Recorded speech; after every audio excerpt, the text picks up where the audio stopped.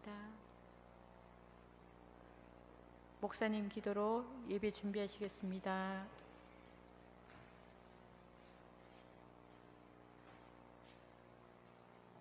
기도하겠습니다. 하나님 아버지, 오늘 날씨가 이렇게 덥고 또 우리 삶의 자리가 여러 가지 불합리한 소식 가운데서도 오늘 예배의 자리로 인도해 주셔서 감사합니다. 매 순간마다 여러 가지 삶의 정황들이 우리를 어렵게 하고 숨막히게 일이 벌어지고 있습니다. 하나님, 이럴 때 오직 우리가 세상에서 의지할 데 없고 하나님밖에 의지할 데 없사오니 오직 하나님 안에서 참 자유와 평안을 누리게 하여 주옵소서. 오늘 예배를 위해서 이 자리에 함께한 성도들 위해 성령님 임재하셔서 우리 마음과 뜻을 온전히 하나님께 드리고 예배하는 귀한 시간 되게 하여 주시고, 말씀을 들을 때마다 그 말씀 안에서 살아 역사하시는 하나님을 발견하게 하여 주옵소서. 예수님 이름으로 기도드립니다. 아멘.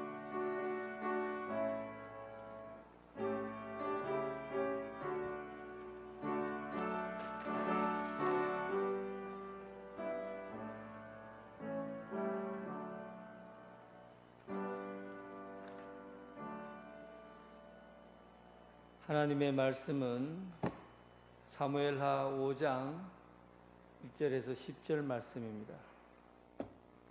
사무엘하 5장 1절에서 10절, 1절에서 12절까지 보겠습니다. 사무엘하 5장 1절에서 12절.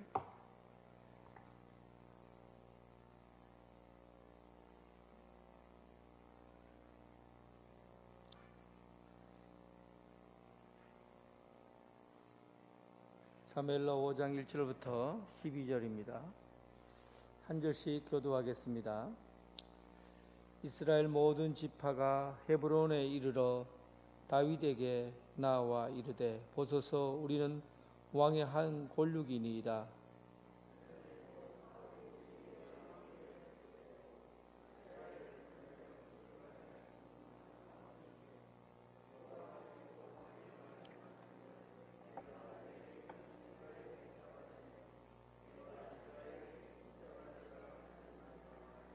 이에 이스라엘 모든 장로가 헤브론에 이르러 왕에게 나오매, 다윗 왕이 헤브론에서 여호와 앞에 그들과 언약을 맺음에 그들이 다윗에게 기름을 부어 이스라엘 왕으로 삼으니라.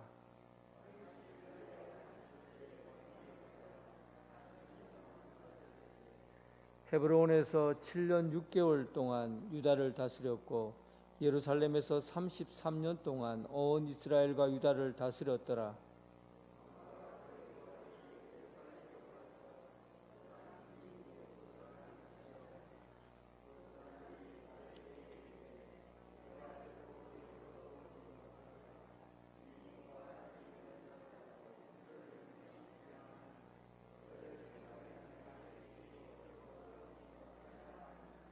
다윗이 시온 산성을 빼앗았으니 이는 다윗 성이더라.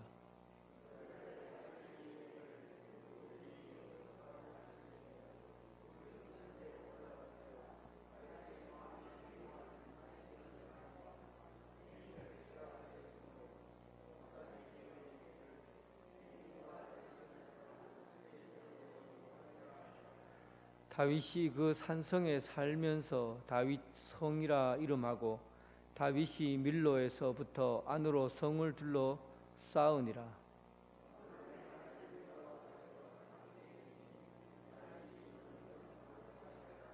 두로 왕 히람이 다윗에게 사절과 백항목과 목수와 석수를 보내매 그들이 다윗을 위하여 집을 지으니, 다윗이 여호와께서 자기를 세우사 이스라엘 왕으로 삼으신 것과 그의 백성 이스라엘을 위하여 그 나라를 높이신 것을 알았더라. 아멘.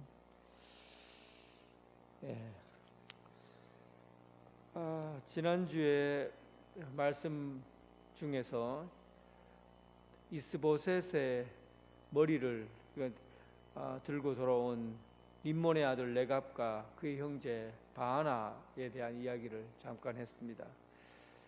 레갑과 또 그 형제 바하나는 이스라엘에 속한 백성은 아니었지만 그가 오랫동안 베냐민 지파에서 생활하는 것처럼 해왔습니다. 그러나 이것도 저것도 아닌 어중간한 자리에서 그리고 이스라엘 백성으로 살았기 때문에 그가 선택하는 그 자리는 배신과 그리고 자기 이익을 위해서 선택했었습니다. 결국은 그가 섬기고 있었던 그의 왕 이스보셋의 머리를 몰래 잠입해서 그의 머리를 잘라서 다윗에게 가져온 것이죠. 다윗이 그를 칭찬하고 상을 준 것이 아니라 도리어 이스보셋을 죽인 레갑과 그 형제 바하나의 목숨을 취했습니다. 그리고는 그의 팔과 다리를 헤브론 목가에 메어 달고 사람들이 그것을 보도록 했던 것이죠. 그때 왜 팔과 다리를 매달아 놓았느냐? 이 다리라는 것은 굉장히 중요한 역할을 합니다.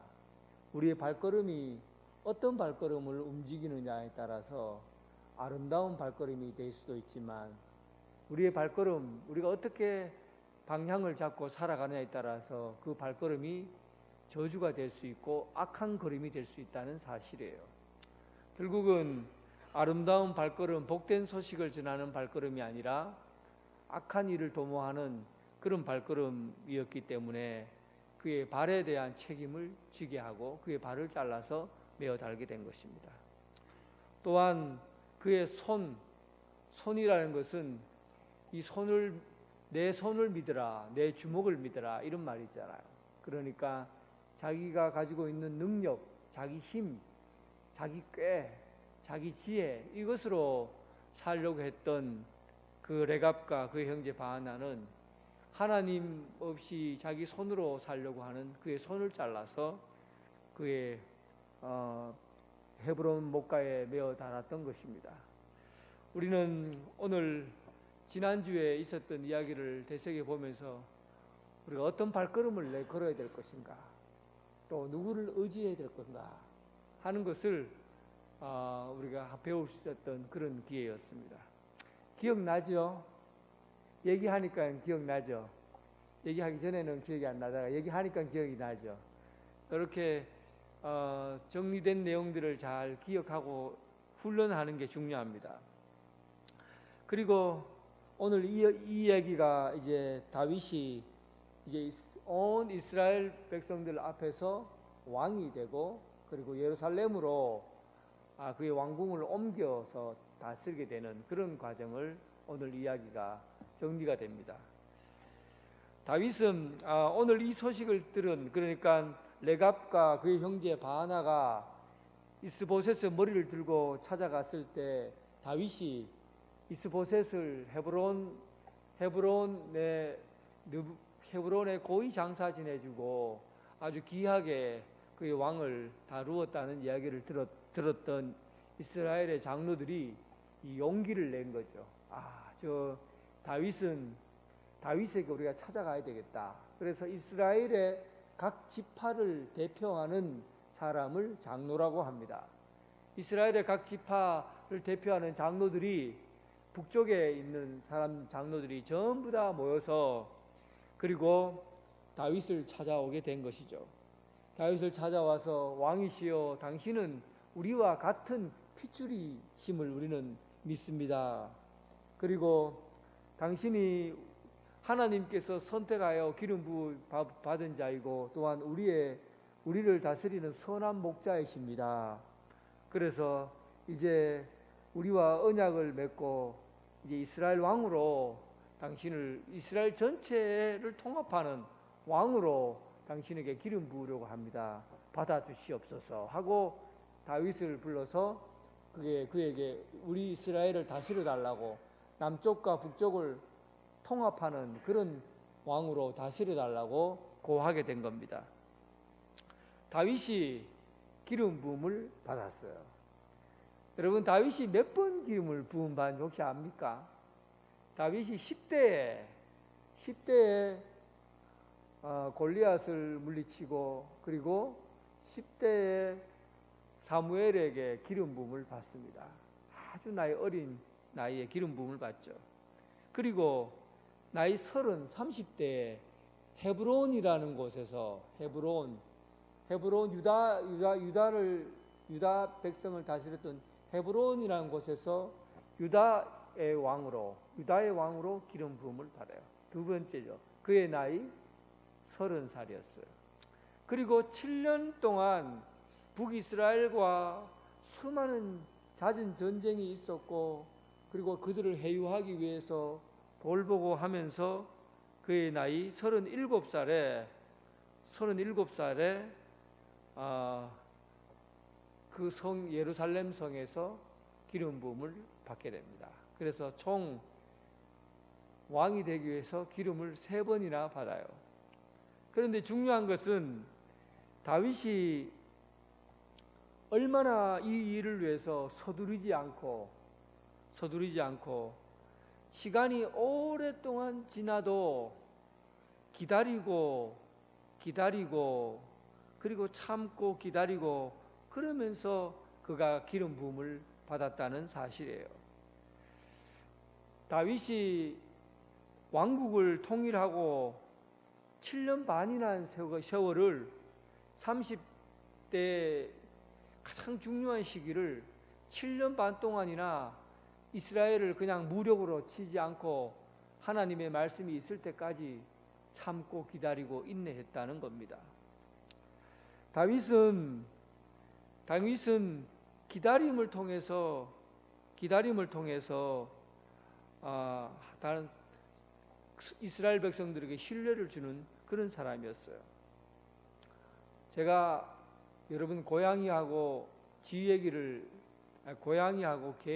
가끔 하는데 고양이하고 개를 자세히 살펴보면 쥐를 잡는 거는 개는 쥐를 못 잡고 고양이는 쥐를 잡아요. 왜 그런지 아시죠? 개는 쥐가 나타나면 구멍으로 쏙 들어가면 그냥 막 짖고 큰 발로 구멍을 막 파재끼고 그렇게 해서 쥐가 쏙 구멍 속으로 더 깊이 들어가 버리고 쥐를 잡지 못합니다. 그런데 고양이는 구멍으로 쏙 들어가면 그 구멍 앞에서 가만히 기다리고 있어요.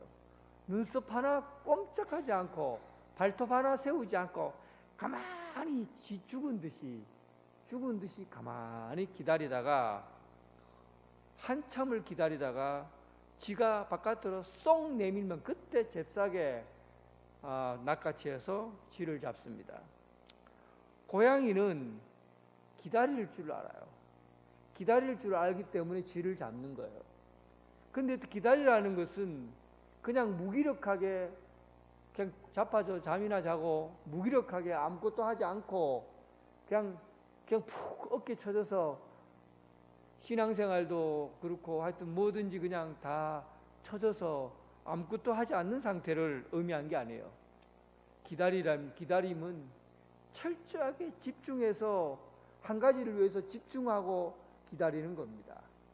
다윗의 기다림은 하나님의 말씀이 들려질 때까지 하나님께서 결정하시기까지 그는 인내하고 참고 기다렸던 겁니다. 그런데 그냥 다윗이 성 안에서 가만히 그냥 누워 자기만 하고 그렇게 기다리는 것이 아니라 다윗은 하나님의 말씀이 들려질 때까지 집중적으로 하나님의 시간과 하나님의 장소에서 하나님에게 시간을 내어주고 하나님에게 장소를 내어주고 그렇게 해서 기다렸던 겁니다. 여러분 신앙생활은 하나님에게 시간을 내는 거예요. 그게 기다림입니다. 하나님에게 시간을 내어서 기도하고 하나님에게 시간을 내어서 말씀을 듣고 그런 하나님의 공간을 마련해 주는 그런 것이 기다림의 시간이에요.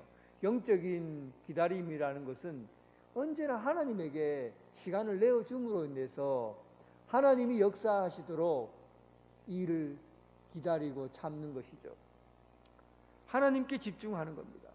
사도행전 1장 8절에도 오직 성령이 임하시면 너희가 권능을 받고 성령이 오시기까지 너희는 기다리라.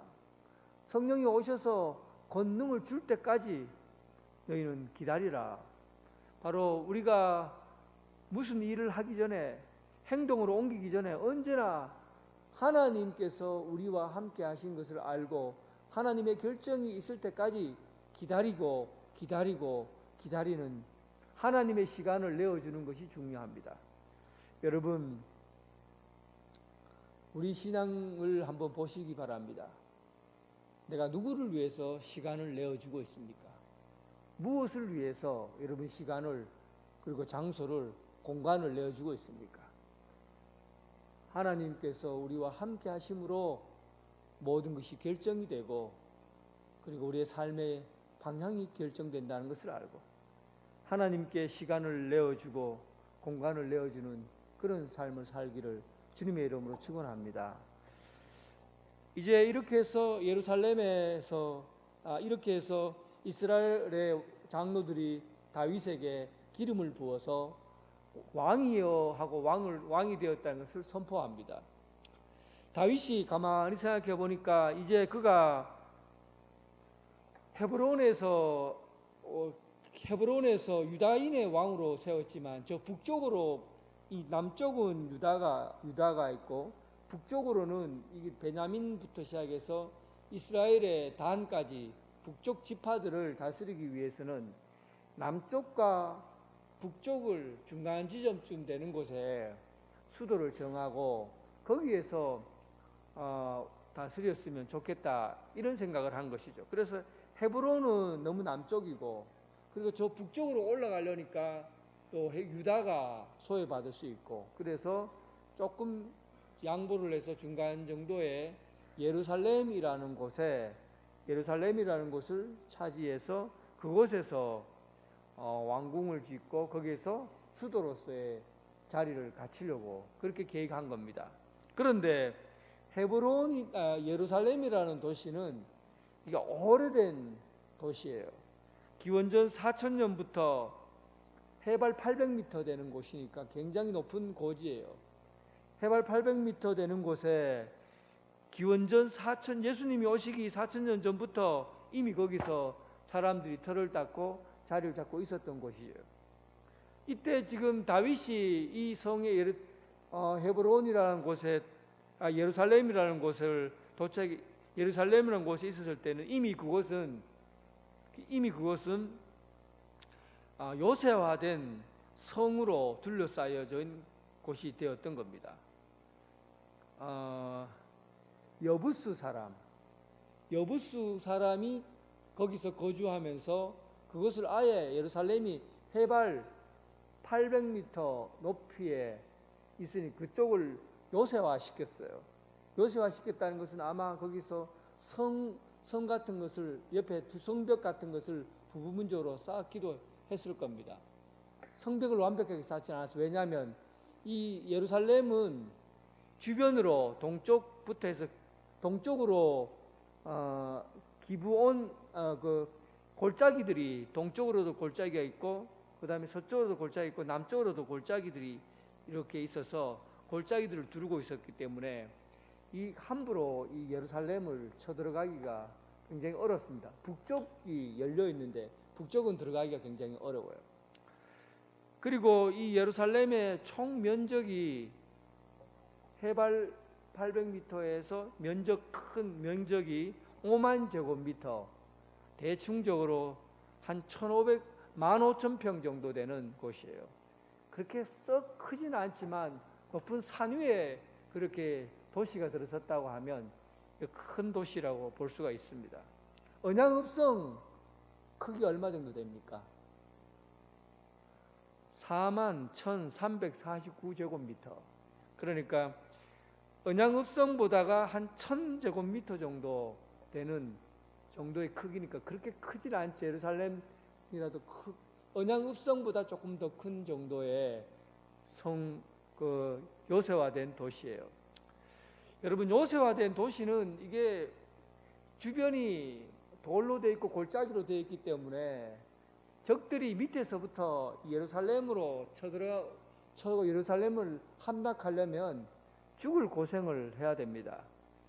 아무리 이거 난공불락이에요. 웬만해서는 그 성을 점령하기가 어렵습니다. 그래서 여부수 사람들이 오늘 본문에 얘기하기를 다윗을 보고 이렇게 얘기합니다. 다윗에게 절름발이와 맹인으로도 우리는 이 성을 지킬 수가 있다. 이 말은 뭐예요? 예를 들면 축구 경기를 하는데 우리가 깨금박질을 해도 너희들 이길 수 있다, 이런 얘기입니다. 우리는 손 하나 까딱하지 않아도 너희들은 들어와서 이 성을 정복하지 못한다.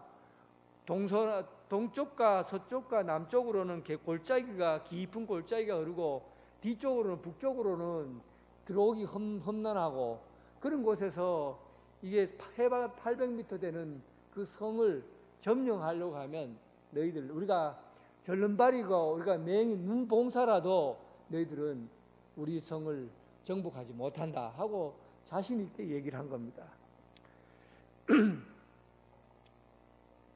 여부수 사람들은 아마 오랜 시간 동안 그 성에서 주인 노릇을 해왔습니다. 그런데 여부수 사람들은 모르는 것이 하나 있었어요. 모르는 것이 있었습니다. 다윗의 신앙을 너무나 얕잡아 보았던 것이죠. 다윗은 시편 127편 1절에 여호와께서 집을 세우지 아니하시면 세우는 자의 수고가 헛되며 여호와께서 성을 지키지 아니하시면 파수꾼의 깨어 있음이 헛되도다, 이런 신앙을 갖고 있는 사람이에요.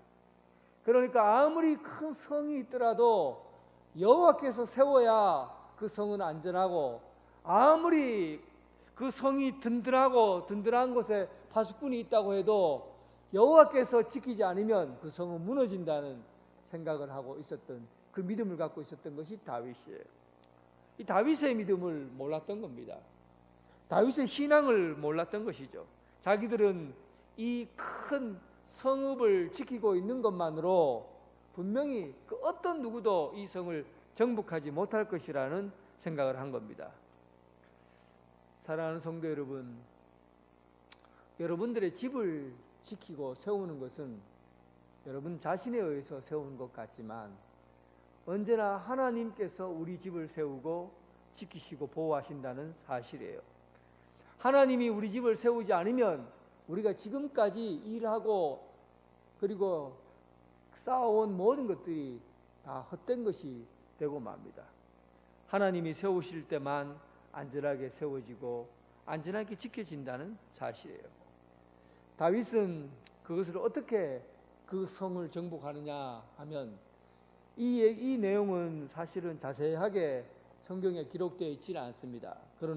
그러나 이 성을 공격해 들어갈 때 어떤 방식으로 들어갔느냐 하면 잠깐 한 줄로 기록되어 있지만 다른 문헌에 찾아보니까 이 예루살렘 성에서 물을 공급받아야 되는데 그 물을 공급받는 기혼샘이라고, 그 굴이 예루살렘으로 통해서 물을 오고 가는, 물을 먹을 수 있는 그 큰 예루살렘 성으로 뚫려 있는 기혼샘이 골로 사람들이 오고 가면서 물을 제공받는 그런 기혼샘이라고 예루살렘으로 뚫려 있는 곳이 있습니다. 그 수로를 통해서 다윗과 그리고 그의 용병들이, 아주 용맹한 군사들이, 다윗과 그 용맹한 군사들이 그 수로를 통해 들어가서 그리고 그곳을 정복하게 됩니다.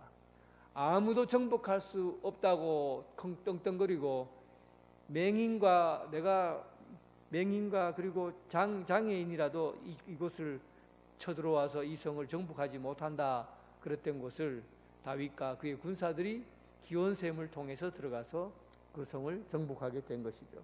그래서 그때부터 그 성의 이름을 다윗성이다, 예루살렘 성이라고 이름을 부르지 않고 다윗성이다라고 이름을 부릅니다. 왜냐하면 다윗이 정복하고 이스라엘의 다른 예루살렘의 어떤 다른 성과 달리, 다른 그 지역의 성들과 달리 이것은 순수하게 다윗이 그것을 정복하고 그것을 자기 걸로 삼았기 때문에 이것은 다윗이 주인이다라는 의미로 다윗성이라고 부르게 됩니다.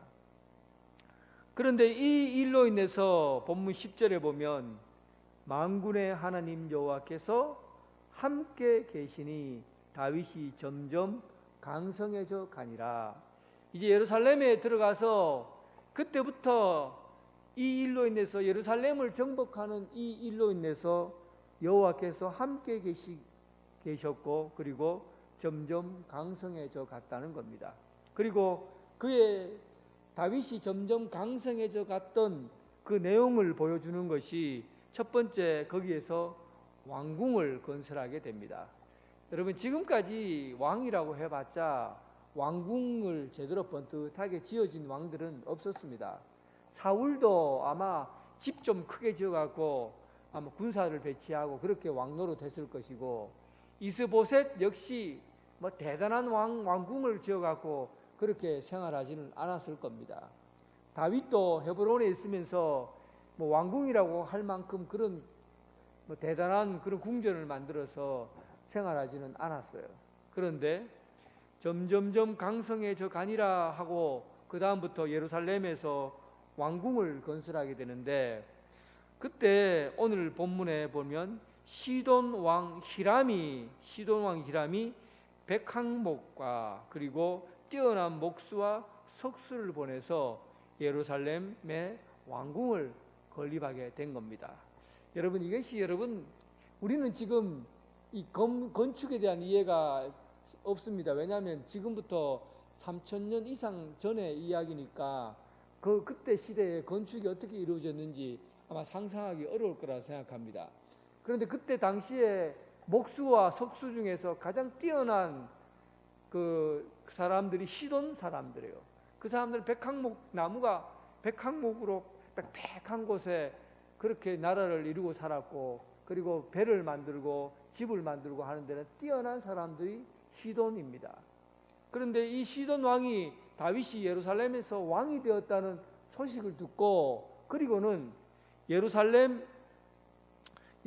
성을 지으라고 석수를 보내고, 그리고 나무를 잘 만드는 목수를 보내고 큰 백항목 나무를 보내서 그리고 예루살렘 왕궁을 지으라고 그렇게 보내게 된 겁니다.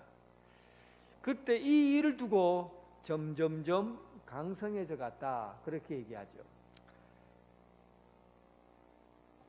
어떻게 점점점 강성해져 갔다는 것을 표현하는 것 중에 하나가 예루살렘 성을 지은 것을 첫 번째로 두고 있습니다.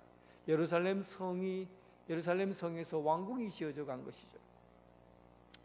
여러분, 점점 강성해지는 것의 제일 첫 번째 원인이 왕궁을 짓는 것인데, 이 왕궁이 저절로 지어져 갑니다. 저절로 힘을 들이지 않고, 다윗이 힘을 쏟지 않았는데도 불구하고 저절로 일이 되어져 가는 것이죠.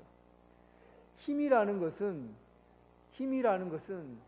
이게 강성해지는 그 힘이라는 것은 내가 애써서 하지 않더라도 저절로 되어져 갑니다. 어떤 건설회사에서 이 현장에 땅을 파기 위해서 공고를 냈습니다. 두 회사가 신청을 했는데, 한 회사는 이 땅을 파는데 50만 원을 신청을 했고, 또 다른 회사는 그 땅을 파는데 1000만 원짜리 견적서를 제출했어요. 어떻게 땅을 파는데 하나는 50만 원을 제출하고 하나는 1000만 원을 제출한 거예요. 그래서 두 회사를 불렀죠.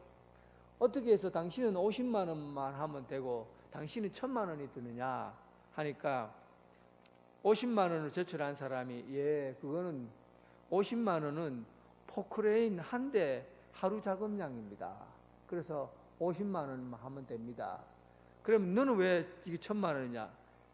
저는 사람 100명을 불러 모아서 삽 100자루를 가지고 하루 일당 10만 원을 해서 하루 종일 하면은 그 땅을 다 팔 수 있습니다. 그러면 1000만 원이 들어갑니다. 여러분, 어느 것이 힘이 있습니까? 힘이 있으면 일이 저절로 되어져 가요.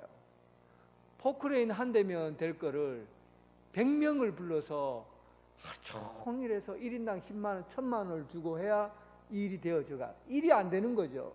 힘든 거죠. 그런데 힘이 있으면 저절로 되어가는 거죠. 힘을 들이지 않아도 일이 되어지는 것이죠. 점점점 강성해져 간다는 것은 하나님이 힘이 있는 하나님께서 일이 되게 해주신 거예요. 하나님이 손을 쓰시면 일이 저절로 되어져 가는 거죠. 우리가 애써서 하지 않더라도 하나님이 하시면, 하나님이 함께 하셔서 일이 되게 하시면 저절로 되어져 가는 거예요. 저는 여러분 이런 역사가 우리 삶 가운데 있어지기를 원합니다. 우리 교회에 이런 역사가 있어지기를 원합니다. 하나님이 함께 하시면 우리가 대단히 노력하고 애써도 안 되는 일을 하나님이 하시면 저절로 되어져 가는 것이죠. 그리고 두 번째, 하나님께서 이들을 점점점 강성하게 하셨다. 다윗에게 점점 강성하게 하셨다라고 평가하는 두 번째 이야기는 바로 오늘 본문에는 읽지 않았지만 자녀들에 대한 이야기입니다. 13절부터 다윗이 헤브론에서 올라온 예루살렘에서 처첩을 두었는데 아들과 딸들도 다윗에게 나게 했다 하고 그의 아들들의 이름을 기록하고 있습니다. 헤브론에서 난 아들이 6명이었어요. 예루살렘에서 난 아들이 11명이었어요. 모두 몇 명 나왔습니까? 17명의 왕자들이 태어났어요. 여기서 예루살렘의 성이 건설되고 그리고 자녀들이 17명 왕자들이 태어났다. 그때 당시에 이 성장과 그리고 자랐다, 점점점 강성해졌다는 것의 표현 방식입니다. 시편의 128편 시편에 보면 보라 자식들은 여호와의 기업이요 태의 열매는 그의 상급이로다. 젊은 자의 자식은 장사의 수중의 화살과 같으니 이것은 그의 화살통에 가득한 자는 복되도다. 그들이 성문에서 그들의 원수와 담판할 때 수치를 당하지 아니한다. 여러분, 대가족으로 가족을 이루어 간다는 것은 그 자체가 힘을 갖고 있다는 것을 의미합니다. 예를 들면 10명의 가족이 있는 것과 20명이 있는 가족과 싸움이 붙어요. 그럼 누가 이기겠습니까? 당연히 20명의 가족이 있는 것이 이깁니다. 결국은 오늘 본문에서 다윗이 아들을 이렇게 많이 낳았다 하는 것은 그의 식구를 자랑하려고 하는 것이 아니라 점점점 강성해졌다는 것을 표현해 주기 위해서입니다. 특히 다윗이 젊어서 나온 자식들은 장사의 수중에 있는 화살과 같다. 언제나 그 힘 있는 힘이 센 장사가 활을 당겼을 때 가장 멀리 날아가게 할 수 있는 그 힘을 자랑할 수 있는 젊어서 낳은 자식에 대한 이야기입니다. 다윗이 젊어서 낳은 이 자식으로 말미암아 점점점 그 나라가 생명력으로 풍성한 나라가 되어질 거라는 것을 예고하고 있는 내용이죠. 다윗에게 있어서 그의 힘이 하나님이 함께 하심에 그의 힘이 점점점 강성해졌다. 그 강성해졌다는 것은 첫 번째가 예루살렘 성을 지을 때 저절로 그 왕궁을 짓게 되고 힘을 쓰지 않아도 하나님께서 일이 되게 해주셨다는 것이고, 두 번째, 자식들이 많아지게 되므로 생명이 풍성한 나라와 민족이 되었다는 것을 알려주고 있습니다. 마지막으로 그의 힘이 가장 강성하게 되었다는 것을 표현하는 것 중에 한 가지가 영적으로 그의 삶이 성숙해지고 영적으로 신앙이 성숙해졌다는 것을 표현하고 있습니다. 12절에 보십시오. 다윗이 여호와께서 자기를 세우사 이스라엘 왕으로 삼으신 것과 그의 백성 이스라엘을 위하여 그 나라를 높이신 것을 알았다. 여러분, 우리가 이 시대에 어떤 생각과 어떤 가치를 가지고 사는지 보면 우리는 어떻게 사는 것이 참으로 영적으로 풍성한 삶인가 하는 것을 알 수가 있습니다. 사실 요즘과 같은 이 시대는 물질에 대한 개념이 우리 삶을 풍요롭게 해준다라는 생각을 대부분의 사람들이 그렇게 생각하고 있습니다. 이 세계는 물질의 풍요로움 속에서 모든 가치가 결정된다고 보는 거예요. 그러니까 내가 다른 사람보다도 조금 더 많이 갖고 있어야, 또 좋은 집에 살아야, 좋은 자동차를 타야, 또 지갑에 많은 것이 들어 있어야 상대적으로 내가 높은 가치를 지닌 사람이라고 생각합니다. 이것이 현실이에요. 가난하면은 모든 것이 열등감을 가질 수밖에 없고, 가능하면은 더 많은 혜택을 누릴 수 없는 것이 우리가 살아가고 있는 이 세상이에요. 그런데 다윗은 오늘날 우리에게 되어지는 일들을 물질적인 관점으로 보지 않았다는 겁니다. 12절에 그렇게 나와 있어요. 다윗이 여호와께서 자기를 세우사 이스라엘 왕으로 삼으신 것과 그 백성 이스라엘 위하여 그 나라를 높이신 것을 알았다.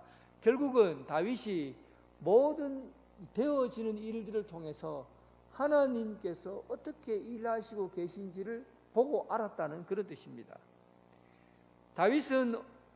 다윗의 영적인 삶이 끊임없이 자라났다는 것을 알 수가 있죠. 다윗은 헤브론으로 옮길 때도, 시글락에서 헤브론으로 옮길 때도 하나님 앞에 물었어요. 하나님, 내가 헤브론으로 가야 됩니까? 가지 말아야 됩니까? 물었어요. 언제나 사소한 일조차도 하나님 앞에 물었어요. 하나님, 저 주민들, 하일락 주민들이 지금 당하고 있는데 저들을 내가 도우러 가야 됩니까? 가지 말아야 됩니까? 아주 사소하고 힘든 일 가운데서 언제나 하나님께 질문을 던지고 물었어요. 그래서 하나님이 하시는 일들을 언제나 봤어요.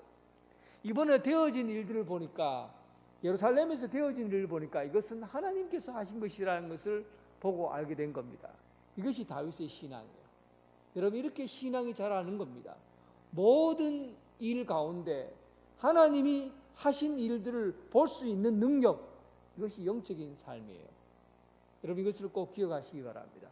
다윗이 다른 사람들과 달랐던 점은 모든 삶 가운데 하나님이 일하시는, 하나님의 손을 볼 수 있는 눈을 봤다는 거예요. 아, 여기에 하나님이 계셨구나.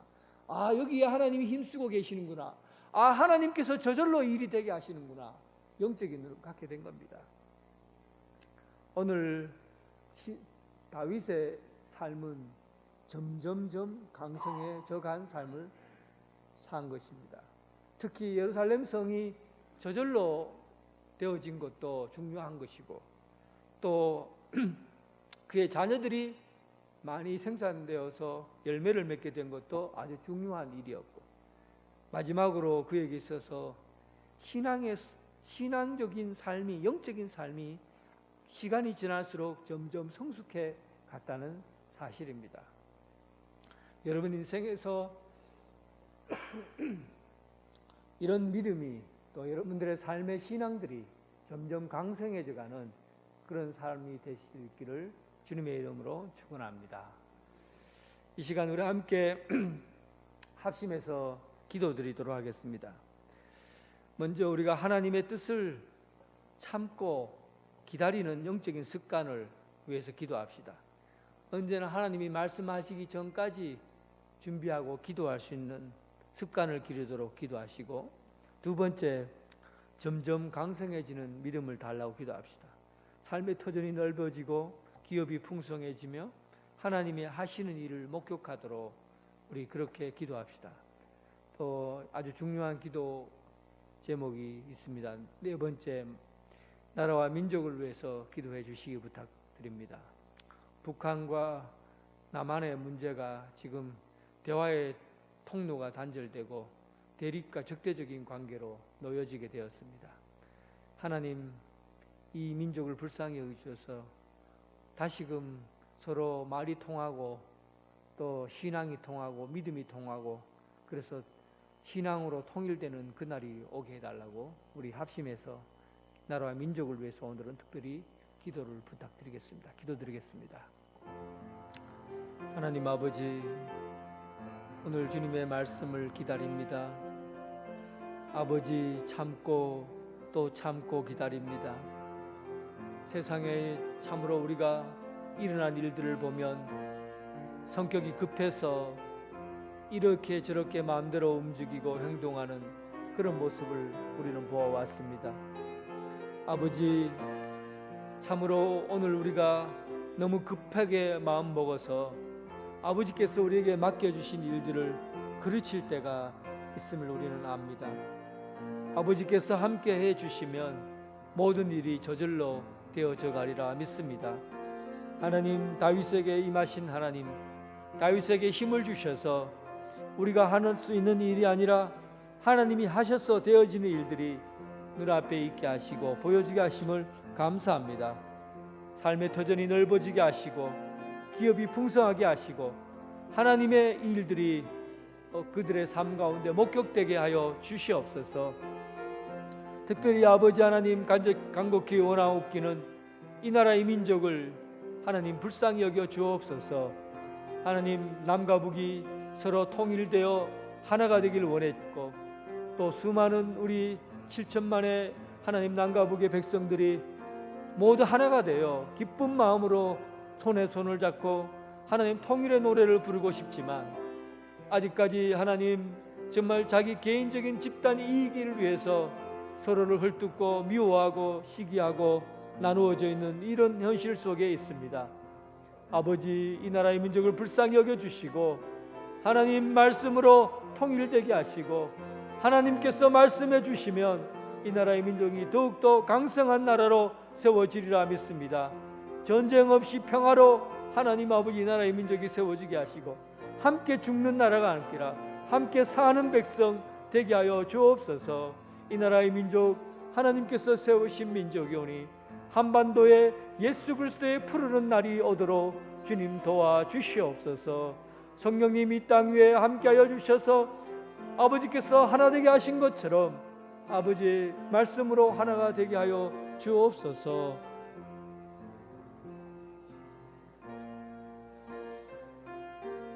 아버지 하나님, 우리는 너무 감정에 치우쳐 있어서 너무 서둘러 일을 망칠 때가 있습니다. 우리 욕망이 앞서서 하나님의 뜻을 기다리기보다 내 성격대로, 내 감정대로, 마음대로 일을 그르칠 때가 있습니다. 기다릴 수 있는 능력을 허락해 주옵소서. 잠잠히 성령이 임하기까지 기다리라 하신 말씀을 따라 성령이 임하시기까지 집중적으로 기도하고 말씀 보고 아버지 주신 그 때를 기다릴 수 있는 지혜를 허락하여 주옵소서. 아버지 하나님, 우리의 삶이 점점 강성해지길 원합니다. 우리의 영적인 삶이 점점 성숙해져 가길 원합니다. 지난 우리의 삶을 돌아보면 아버지께서 저절로 이루어지신 일들이 얼마나 많은지, 우리가 애써서 일하고 애써서 힘써서 일하지만 아버지께서 함께 해 주신다면 일이 되어지지 않고 힘든 일들도 언제 어느덧 저절로 되어지는 것을 봅니다. 오늘 우리 교회에 하나님 임재해 주셔서 우리가 힘쓰지 않아도 아버지께서 먼저 오셔서 일하시고 또한 도와주셔서 되어지지 않는 일들도 되게 해주시고 또 이루어질 수 없는 일도 이루어지게 하심을 믿고 아버지께서 함께 하심으로 주님의 교회가 세워지고 또 주님의 성도들의 삶이 세워지게 하여 주옵소서. 아버지께서 세우지 않으면 그 어떤 집도 세워지지 않고 아버지께서 지키지 않으면 어떤 집도 안전하지 않음을 압니다. 아버지께서 우리 삶 가운데 임해 주셔서 집을 세워주시고 또 삶을 안전하게 세워주시옵소서. 특별히 원하옵기는 참으로 북한은 지금 하나님 우리와의 단절을 원하고 있습니다. 하나님, 우리가 소통하고 함께 이야기를 나누고 감정을 나누고 마음을 나눌 수 있었던 그런 공간을 하나님 다 터뜨려 버리고 서로 막힌 담을 서로 큰 담을 쌓고 서로 통하지 않는 그런 세상을 이루어가려고 합니다. 아버지 하나님, 이 나라 이 민족을 다시 소통하게 해주시고 예수 그리스도께서 오늘날 오셔서 교회를 세우셨던 것처럼 남과 북이 하나가 되게 해주시고 성령님께서 함께 이 공간에 임하여 주셔서 하나가 되게 하신 성령님의 힘을 따라 남과 북이 하나가 되는 역사가 있게 하여 주시옵소서. 이제 우리가 전쟁으로 말미암아 남과 북이 큰 고통을 겪는 그런 아픔을 우리는 다 알고 있습니다. 민족의 아픔, 민족의 고통, 하나님 다시는 그런 아픔의 역사가 있지 않게 하시고 하나님께서 평화의 나라, 다시금 자유의 나라로 회복해 될 수 있도록 성령님께서 임재해 주셔서 이 나라와 이 민족이 통일되어 예수 그리스도의 푸르는 날이 오게 하여 주옵소서. 예수님 이름으로 기도드립니다. 아멘.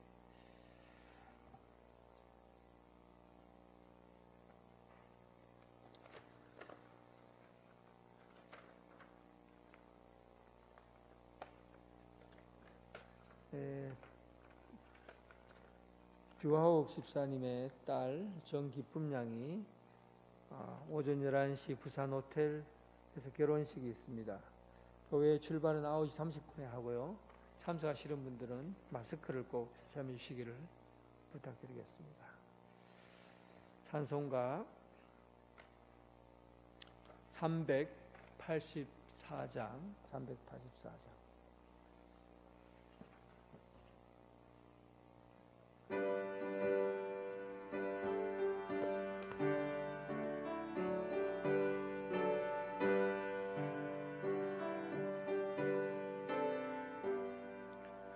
나의 갈 길 다가도록 예수 인도하시니 어려운 일 당할 때면 어찌 의심하리요.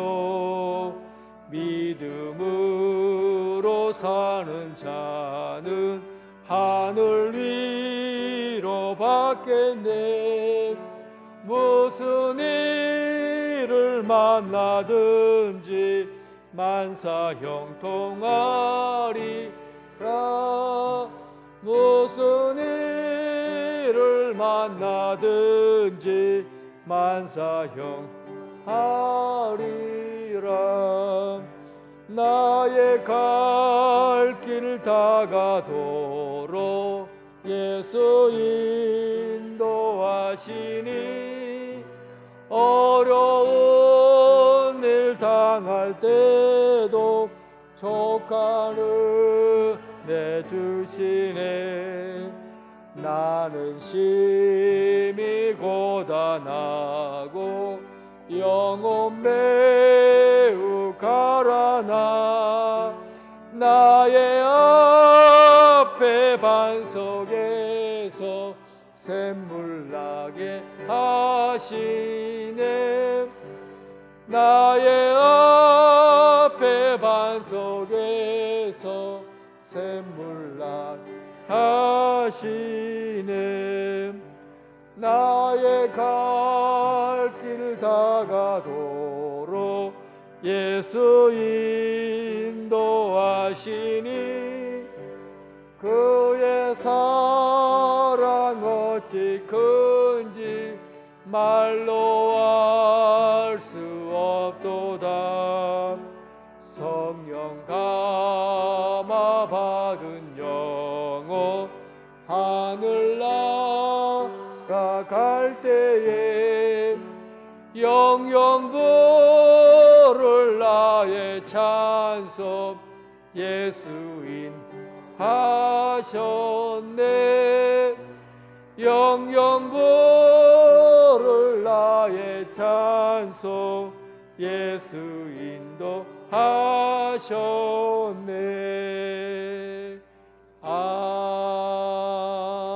아멘. 주님 가르치신 기도로 예배를 마치겠습니다. 하늘에 계신 우리 아버지, 아버지의 이름을 거룩하게 하시며 아버지의 나라가 오게 하시며 아버지의 뜻이 하늘에서와 같이 땅에서도 이루어지게 하소서. 오늘 우리에게 일용할 양식을 주시고 우리가 우리에게 잘못한 사람을 용서하여 준 것 같이 우리의 죄를 용서하여 주시고 우리를 시험에 빠지지 않게 하시고 악에서 구하소서. 나라와 권세와 영원히 아버지의 것입니다. 아멘.